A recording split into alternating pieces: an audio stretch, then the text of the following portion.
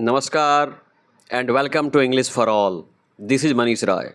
आज प्रस्तुत है वर्ग 8 से the best Christmas present in the world नामक चैप्टर की यह दूसरी वीडियो। जी, इससे पहले इस चैप्टर की पहली वीडियो चैनल पे अवेलेबल है। उसमें आपने देखा था बच्चों कि कैसे नरेटर एक जंक शॉप से, एक कबाड़ वाली के दुकान से ब्रिजपोर्ट में एक रोल टॉप डेस्क खरीदते हैं। उस रोल टॉप डेस्क के एक ड्रॉवर में से एक टिन बॉक्स निकलता है। उस टिन बॉक्स में एक चिट्ठी निकलती है और उस चिट्ठी को ये पढ़ते हैं। वो चिट्ठी जिम ने लिखी होती है, जो एक ब्रिटिश सोल्जर है और युद्ध के मैदान में है, और वो पत्र अपनी पत्नी कॉनी को लिखा होता है। तो इसके बारे में आपने वीडियो नंबर 1 में देखा था। आइए वीडियो नंबर 2 की शुरुआत करते हैं यहाँ से, है ना। You can not imagine dearest Connie my feelings, यानी मेरी Connie. You can not imagine, imagine का मतलब होता है कल्पना करना। तुम कल्पना नहीं कर सकती हो माई फीलिंग्स, मेरी भावनाओं को। एज मतलब जब, I looked into the eyes of Fritz officer, जब मैंने फ्रिज ऑफिसर की आंखों में देखा। जी, लुकड इनटू मतलब देखा, आइज मतलब आंखें, और फ्रिज ऑफिसर मतलब जर्मन सोल्जर। तुम कल्पना नहीं कर सकती हो प्रिय कि जब मैंने उसकी आंखों में देखा। हु अप्रोच्ड मी, हु का मतलब जो, अप्रोच का मतलब करीब आया, जो मेरे करीब आया। Hand out stretched, hand out stretch का मतलब होता है हाथ मिलाने के लिए हाथ बढ़ाया। उसने मेरी तरफ अपनी हाथों को बढ़ाया। हैंस उल्फ ही सेड, उसने कहा मेरा नाम हैंस उल्फ है। मेरे पास आया, अपनी हाथों को मेरी तरफ बढ़ाया, अपना नाम बताया। ग्रिपिंग माई हैंड, उसने मेरे हाथों को ग्रिप किया मतलब पकड़ लिया। वार्मली एंड होल्डिंग इट, यानी बहुत ही वार्म तरीके से, गर्मजोशी के साथ उसने मेरी हाथों को पकड़ा। एंड होल्डिंग इट, और उसको पकड़े रखा, और पकड़े रख करके कहा कि मेरा नाम हैंस उल्फ है। आई एम फ्रॉम डसलडॉर्फ, मैं जर्मन शहर डसलडॉर्फ से हूँ। I play the silo in the orchestra, orchestra में मैं सीलो बजाता हूँ, यह एक म्यूजिकल इंस्ट्रूमेंट है। और वो बोला कि मैं डसलडॉर्फ से हूँ, मैं सीलो बजाता हूँ। हैप्पी क्रिसमस, आपको क्रिसमस की बहुत सारी बधाइयाँ। बच्चों, यह बात रणक्षेत्र में हो रही है, यह बात 1914 की है ना बच्चों। प्रथम विश्व युद्ध की यह घटना है। तो विश्व युद्ध के दौरान जर्मन सोल्जर ब्रिटिश सोल्जर से कहता है हैप्पी क्रिसमस। आगे देखिए। Captain Jim McPherson, I replied, मैंने जवाब दिया मेरा नाम कैप्टन जिम मैकपर्सन है। And a happy Christmas to you too, और आपको भी क्रिसमस की बहुत बहुत बधाइयाँ। I am a school teacher from Dorset, Dorset में मैं एक स्कूल टीचर हूँ। In the west of England, England के पश्चिम में एक डॉर्सेट नामक शहर है, वहीं से मैं हूँ। यानी जो जर्मन सोल्जर था वह वह वाद्य यंत्र बजाने वाला था, और ये जो ब्रिटिश सोल्जर हैं ना, ये स्कूल टीचर हैं, और ये दोनों अपने अपने देश की तरफ से सोल्जर के रूप में युद्ध के मैदान में हैं।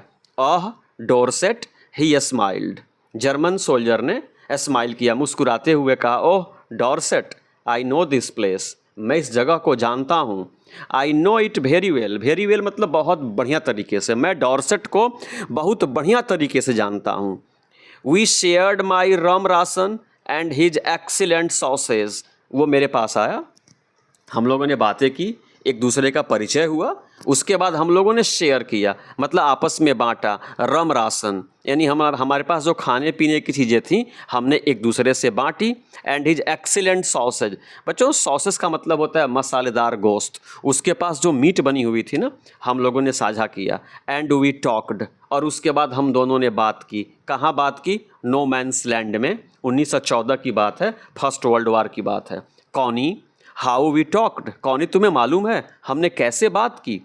चूँकि वह जर्मन था, मैं ब्रिटिश था, तो अब दोनों की भाषा अलग अलग हो सकती थी, लेकिन तुम्हें मालूम है हमने कैसे बात की। He spoke almost perfect English, वह करीब करीब, ऑलमोस्ट का मतलब होता है करीब करीब, परफेक्ट का मतलब होता है पूर्ण, यानी करीब करीब वह शुद्ध अंग्रेजी बोलता था। But it turned out that, लेकिन मुझे यह पता चला, टर्न आउट मतलब पता चलना। But it turned out that, लेकिन मुझे पता चला कि he had never set foot in Dorset. Set foot का मतलब होता है मतलब किसी देश या किसी स्थान पे जाना। मुझे पता चला कि वह कभी डोरसेट नहीं आया, यानी जहाँ का मैं निवासी हूँ, जिस स्थान को वह जानता है, वो वहाँ पे कभी आया नहीं। Never even been to England, यहाँ तक कि वह कभी इंग्लैंड भी नहीं आया है। He had learned all he new of England, यानी इंग्लैंड के बारे में वह जितना कुछ जानता था ना, ही हैड लर्नड, वह सीखा था फ्रॉम स्कूल, वह स्कूल से सीखा था, and from reading books in English, और अंग्रेज़ी में किताबें पढ़ करके वह इंग्लैंड के बारे में जाना था, वह डॉरसेट के बारे में जाना था।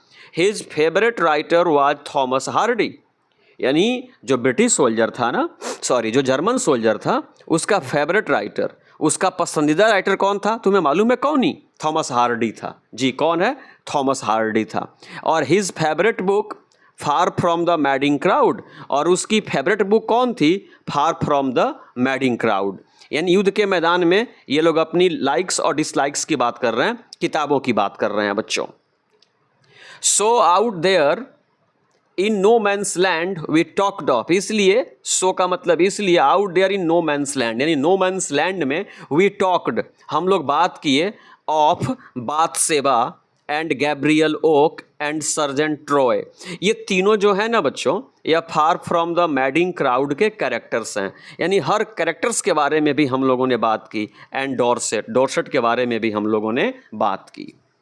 ही had a wife and one son, जो जर्मन सोल्जर है ना ब्रिज, उसे एक वाइफ, उसकी एक पत्नी है और एक बेटा भी है। बॉर्न जस्ट 6 months अगो, अगो का मतलब होता है पहले, 6 माह पहले ही उसको एक पुत्र की प्राप्ति हुई है। यानी बातचीत के क्रम में कौनी मुझे पता चला कि उसकी एक पत्नी है और उसे 6 माह पहले एक पुत्र की प्राप्ति हुई है। As I looked about me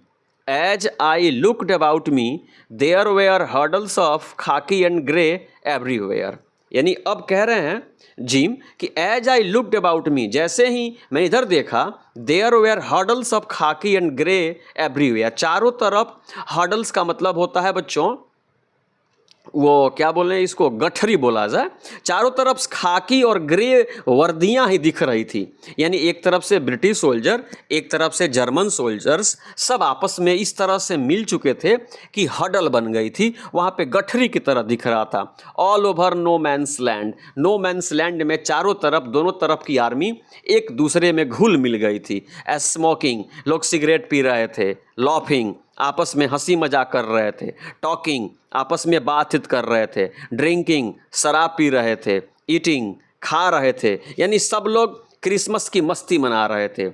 hence Wolf and I shared what was left of your wonderful Christmas cake, जानी तुमने जो वंडरफुल क्रिसमस केक मुझको दिया था बना करके, कौनी तुमने जो मुझको क्रिसमस केक बना करके दिया था ना, तो आपस में बातचीत करने के बाद हम लोगों ने इसको मिलजुल करके खाया।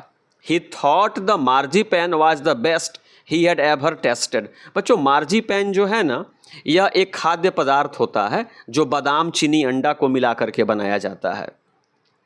तो जिम कहता है चिट्ठी में कौनी से कि कौनी, उसने कहा कि यह जो मार्जीपैन है ना, जो तुमने मुझको बना करके दिया था, वह अब तक जितने मार्जीपैन खाया है उससे ये कहीं ज़्यादा क्या है, स्वादिष्ट है। आई एग्रीड, मैं भी सहमत था, मुझे भी अच्छा लगा, उसको भी अच्छा लगा। वी एग्रीड अबाउट एवरीथिंग, हर चीज़ को लेकर के हम दोनों एक दूसरे से एग्री किए। And he was my enemy, और चूंकि वह मेरा दुश्मन था, पता नहीं कब उसकी गोली मुझे लगती और मेरी गोली उसको लगती, किसी को पता नहीं था। लेकिन ये पता नहीं क्या हुआ था कि दोनों आर्मी दुश्मनी भुला करके क्रिसमस मना रहे थे, और युद्ध के मैदान में वह मेरा शत्रु था लेकिन अब मेरा वो दोस्त था, और इस प्रकार से हम लोग आपस में इंजॉय कर रहे थे। There never was a Christmas party like it, Connie इस प्रकार की पार्टी क्रिसमस की कभी नहीं हुई थी। जी, ऐसी पार्टी क्रिसमस की कभी नहीं हुई थी। युद्ध के मैदान में दो अपोजिट आर्मी एक दूसरे को हैप्पी क्रिसमस कह रही है और एडिबल्स को एक्सचेंज कर रही है। कौनी ऐसी पार्टी कभी नहीं हुई थी। देन समवन, तभी अचानक, आई डोंट नो, मुझे नहीं मालूम कौन, ब्रॉट आउट ए फुटबॉल, कौनी तभी मुझे नहीं मालूम किसने एक फुटबॉल ला दी। Great coats were dumped in piles. बच्चों डंप्ड इन पाइल्स का मतलब समझिए, टू मेक गोल पोस्ट। जैसे फुटबॉल खेलते हैं ना, तो जो गोल पोस्ट बनती है ना बच्चों, तो गोल पोस्ट बनाने के लिए उन लोगों ने अपने अपने ग्रेट कोट्स, यानी जो सोल्जर्स थे जो वर्दियां पहन रखी थी ना, उन वर्दियों को उन लोगों ने खोल करके डंप कर दिया, यानी इस प्रकार से रख दिया है ना कि वो क्या बन गया बच्चों, गोल पोस्ट बन गया। And the next thing we knew it was Tommy against freeze out in the middle of no man's land। और थोड़ी ही देर में we knew, हमें पता चला कि इट वाज टॉमी, कि एक तरफ टॉमी मतलब एक तरफ ब्रिटिश सोल्जर्स और एक तरफ फ्रीज, कौन, German soldiers, no man's land के बीचों बीच, और उनके बीच में है एक फुटबॉल, और अब शुरू होना था क्या, फुटबॉल मैच। हैंस उल्फ जो बच्चों जर्मन सोल्जर है, and I looked on and cheered, एक दूसरे को देखे एंड चीयर किए, उत्साह बढ़ाए, क्लैपिंग आवर हैंड्स, तालियां बजाई, क्लैप का मतलब होता है तालियां बजाना, तालियां बजाई, एंड स्टैम्पिंग आवर फीट।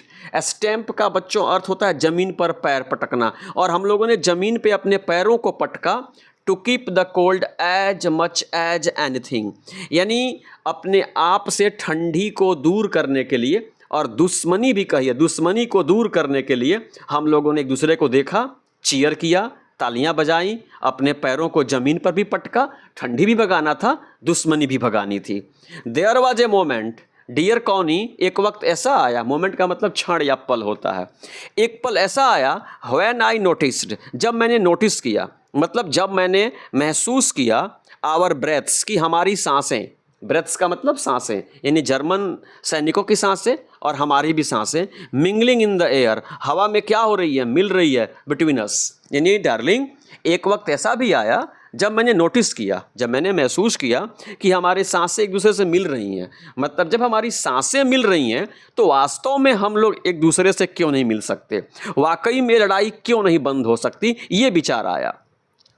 ही सा इट टू, उसने भी ये देखा कि हमारे सांसें मिल रही हैं, हम क्यों नहीं मिल सकते, एंड स्माइल्ड, और मुस्कुराया। Jim McPherson he said after a while, after while का मतलब थोड़ी देर के बाद, उसने कहा कि I think this is how we should resolve this war. बच्चों देखिए कितनी बढ़िया पंक्ति जर्मन सोल्जर ने कही, आई थिंक, कह रहा है कि मुझे लग रहा है मेरे मित्र जिम मैकपर्सन कि दिस इज हाउ, यही वह तरीका है, we should resolve this war, इस लड़ाई को हम लोग रिजॉल्व कर सकते हैं, यानी इस समस्या का हम लोग हल निकाल सकते हैं, निदान कर सकते हैं, इस समस्या को रिजॉल्व कर सकते हैं, यही वह तरीका है ये फुटबॉल मैच। जिस प्रकार से एक फुटबॉल मैच होता है ना कि सभी लोग दुश्मनी भुला करके मैत्रीपूर्ण तरीके से खेलते हैं, तो एक फुटबॉल खेल की तरह ही हम लोग इस वार को भी रिजॉल्व कर सकते हैं।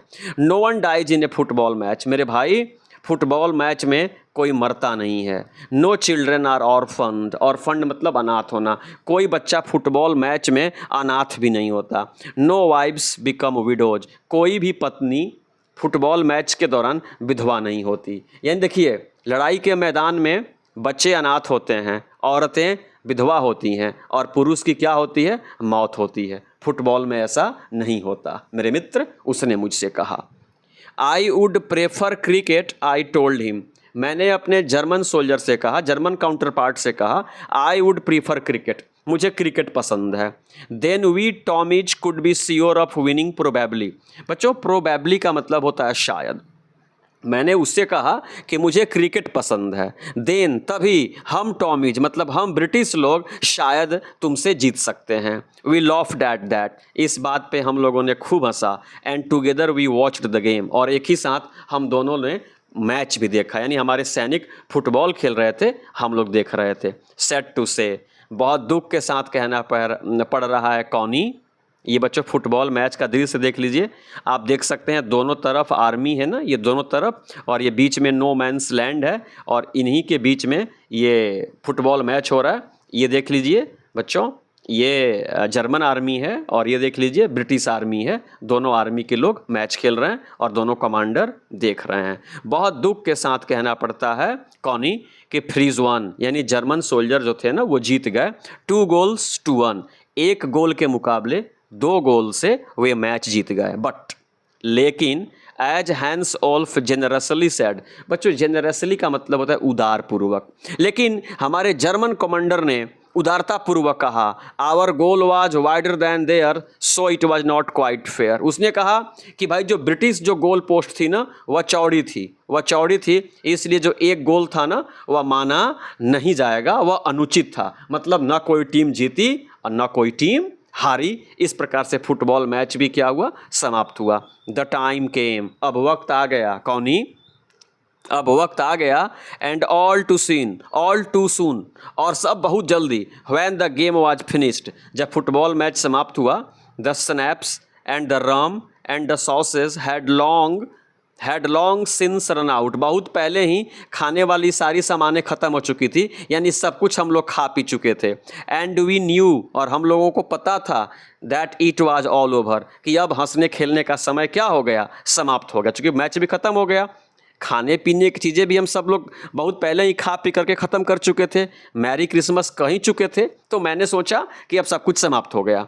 आई विश्ड हैंस वेल, मैंने अपने वो जर्मन सोल्जर को, जर्मन काउंटर पार्ट को वेल बधाई दिया। एंड टोल्ड हिम, और मैंने उनसे कहा, I hoped he would see his family again soon, मैंने उससे कहा कि मेरे मित्र जर्मन काउंटर पार्ट, मैं उम्मीद करता हूँ, मैं उम्मीद करता हूँ कि ही वुड सी, कि तुम अपने परिवार से जल्दी ही मिलोगे। That the fighting would end we could all go home, कि बहुत जल्दी वर्ल्ड वार ख़त्म होगा, ये लड़ाई ख़त्म होगी। And we could all go home, और हम सब घर जा पाएंगे, मैंने उनसे कहा। I think that is what every soldier wants on both sides, Hans Wolf said, और इस बात के जवाब में हैंस उल्फ ने कहा कि आई थिंक, मेरे मित्र, मुझे लगता है कि that is what every soldier wants, यानी हर सैनिक यही चाहता है कि जल्दी से लड़ाई ख़त्म हो और वो अपने घर जाए। ऑन बोथ साइड्स, चाहे वो किसी भी पक्ष का हो, ब्रिटिश हो, जर्मन हो, या किसी भी देश का सैनिक हो, सैनिक यही चाहता है कि जल्दी से लड़ाई ख़त्म हो और सब लोग घर जाएँ। टेक केयर जिम मैकपर्सन, अपना ख्याल रखना। टेक केयर का मतलब होता है ख्याल रखना, मैकपर्सन, अपना ख्याल रखना। I shall never forget this moment nor you, और उसने कहा, जर्मन सोल्जर ने कहा कि I shall never forget this moment, इस पल को मैं कभी भूल नहीं पाऊंगा, नॉर यू, और मेरे दोस्त शायद तुम भी इस पल को कभी भूल नहीं पाओगे। ही सैल्यूटेड, उसने सलाम किया। And walked away from me slowly unwillingly I felt, मैंने महसूस किया कि अनविलिंगली मतलब बिना मन के वह मुझको सैल्यूट किया और मेरे तरफ से आगे बढ़ता गया, मतलब अपने ट्रेंच की ओर बिना मन के। उसका मन नहीं कर रहा था लेकिन वापस जाना था, तो अपनी ट्रेंच की ओर बढ़ गया। He turn to wave just once and then became one of the hundreds of grey coated men drifting back towards their trenches. वह टर्न टू वेव यानी वेव करने के लिए, टाटा बाय बाय करने के लिए वह मेरी तरफ मुड़ा, और उसके बाद जो सैकड़ों उधर से सैनिक आए थे ना, सब बारी बारी से अपने ट्रेंच में चले गए। वह कमांडर भी अपनी ट्रेंच में चला गया, यानी दोनों तरफ के सैनिक अपने अपने ट्रेंच में, अपने अपने डग आउट में चले गए। दैट नाइट, उस रात, back in our dugouts, dugout का मतलब वही ट्रेंच होता है जो ज़मीन में गड्ढा खोद करके बनाया जाता है, जहां आर्मी अपने आप को सेफ रखती है। तो हम लोग अपने डगआउट में पहुंचे। We heard them singing a carol, जब हम लोग अपने डगआउट में आए, शाम हो गई, रात हो गई, है ना, तो we heard them singing a carol, हम लोगों ने हर्ड किया, मतलब हम लोगों ने सुना, देम वे लोग, वो क्रिसमस गीत गा रहे थे। कैरल क्या है? क्रिसमस सॉन्ग है, वो कैरल गा रहे थे। And singing it quite beautifully, और बहुत ही सुंदर तरीके से वे लोग कैरल गा रहे थे। इट वॉज स्टिल नॉचे साइलेंट नाइट, ये जो साइलेंट नाइट देख रहे हैं ना बच्चों, यह एक क्रिसमस सॉन्ग है, और इसी क्रिसमस सॉन्ग को जर्मनी में कहते हैं स्टील नॉचे। वे लोग स्टील नॉचे गा रहे थे और बहुत खूबसूरत गा रहे थे। Our boys gave them a rousing chorus of while shepherds watched, while shepherds watched भी एक क्रिसमस गीत है, यानी हमारे बच्चों ने भी इस गाने को गाया उन लोगों से मिल करके। वो अपनी तरफ गा रहे थे और हम अपनी तरफ गा रहे थे। We exchanged carols for a while, थोड़ी देर के लिए हम लोगों ने अपने कैरल्स को भी एक्सचेंज किया, मतलब उनके गीत हम गा रहे थे और हमारे गीत वो गा रहे थे युद्ध के मैदान में। बच्चों, आपने न कभी ऐसा सुना होगा, न कभी पढ़ा होगा, और शायद ऐसा कभी आप सुन भी नहीं पाए कि युद्ध के मैदान में दो मुल्क जो एक दूसरे के खून के प्यासे हैं ना, दोनों मुल्क के जो आर्मी है ना, वो क्रिसमस मना रही है, एक दूसरे का गाना गा रही है, मिठाइयाँ बांट रही हैं, साथ फुटबॉल खेल रही हैं और एक दूसरे से हाथ मिला रही है। सुनिए बच्चों, तो वो हमारे कैरल को गा रहे थे, हम उनके कैरल को गा रहे थे। And then we all fell silent, और तब वी ऑल, हम सभी, फेल साइलेंट, साइलेंट का मतलब चुप, हम सब चुप हो गए। We had our time of peace and goodwill, यानी हम लोग अपनी पीस का मतलब क्या हुआ, शांति, और गुडविल का हुआ सद्भाव, यानी शांति और सद्भाव का समय हम लोग अपना पूरा कर चुके थे। A time I will treasure as long as I live, as long as का मतलब जब तक, आई लीव मतलब मैं जीऊँगा। ए टाइम, यह एक ऐसा समय है, यह एक ऐसा मौका है कि मैं जब तक जीऊँगा, आई विल ट्रेजर, तब तक मैं इसको सजो करके रखूँगा, तब तक मैं इसे याद रखूँगा। जिस प्रकार से ट्रेजर को बच्चों, खजाने को, कोष को, ज्वेलरी को आप संभाल करके रखते हैं ना, उसी प्रकार से जिम कह रहे हैं कि जब तक मैं जीऊँगा इस पल को सजोए रखूँगा। मतलब जब तक मैं जिंदा रहूँगा, जीवित रहूँगा, मेरी सांस चलती रहेगी, इस पल को मैं कभी भूलूँगा नहीं कि यह अद्भुत चीज़ युद्ध के मैदान में हुआ है। आगे सुनिए क्या लिखते हैं। डियरेस्ट कॉनी, प्रिय Connie, by Christmas time next year, अगले साल क्रिसमस तक, यानी 25 दिसंबर 1915 तक, this war will be nothing, यह युद्ध जरूर समाप्त हो जाएगा। विल बी नथिंग, यह कुछ नहीं होगा, but a distant and terrible memory, distant and terrible, terrible का मतलब भयानक होता है और मेमोरी का मतलब याद होता है। यानी कह रहे हैं कि मेरी कॉनी अगले क्रिसमस तक, यानी 25 दिसंबर 1915 तक, ये लड़ाई कुछ नहीं बल्कि दूर की और एक भयानक स्मृति बन के रह जाएगी। आई नो, मैं जानता हूँ, या आई नो मतलब मुझे मालूम है। From all that happen today, यानी जो कुछ भी आज हुआ, हैपन का मतलब घटित होना, टुडे मतलब आज, आज जो कुछ भी हुआ। How much both armies long for peace, peace का मतलब होता है बच्चों शांति, और लॉन्ग का मतलब होता है चाहना। यानी आई नो, मुझे मालूम है, from all that happen today, आज जो कुछ भी हुआ, किस तरह से दोनों आर्मी गर्मजोशी से एक दूसरे से हाथ मिलाई, मिठाइयाँ बांटी, एक साथ शराब पिए, एक साथ फुटबॉल खेले, एक साथ मस्ती किए। इससे मुझे पता चलता है कि हाउ मच, कि कितना, बोथ आर्मीज, दोनों देश की सेनाएं शांति को कितनी व्याकुलता पूर्वक चाहती है, इस चीज़ को मैंने आज देखा। इसलिए मैं कह सकता हूँ कि अगले साल तक लड़ाई कुछ नहीं होगी, केवल एक भयानक याद बन के रह जाएगी। We shall be together again soon, मेरी कॉनी, हम लोग शीघ्र ही एक दूसरे के साथ होंगे, यानी शीघ्र ही युद्ध के मैदान से मैं तुम्हारे पास आऊँगा। I am sure of it, मुझे इसका पूरा पूरा भरोसा है। योर लविंग जिम, तुम्हारा प्यारा जिम। तो ये जिम की चिट्ठी है जो नैरेटर पढ़ रहे थे, पढ़ने का मन नहीं कर रहा था, ये चोरी है, लेकिन उन्होंने पढ़ा और उसी वजह से आप भी इसको पढ़ रहे हैं। तो बच्चों, यह वर्ग 8 का फर्स्ट चैप्टर है, the best Christmas gift in the world. तो the best Christmas gift in the world की दूसरी वीडियो है, तीसरी वीडियो का इंतजार करें। तब तक इस वीडियो का आनंद लीजिए बच्चों, और इस वीडियो को समाप्त करने से पहले मेरे साथ बोले जय हिंद।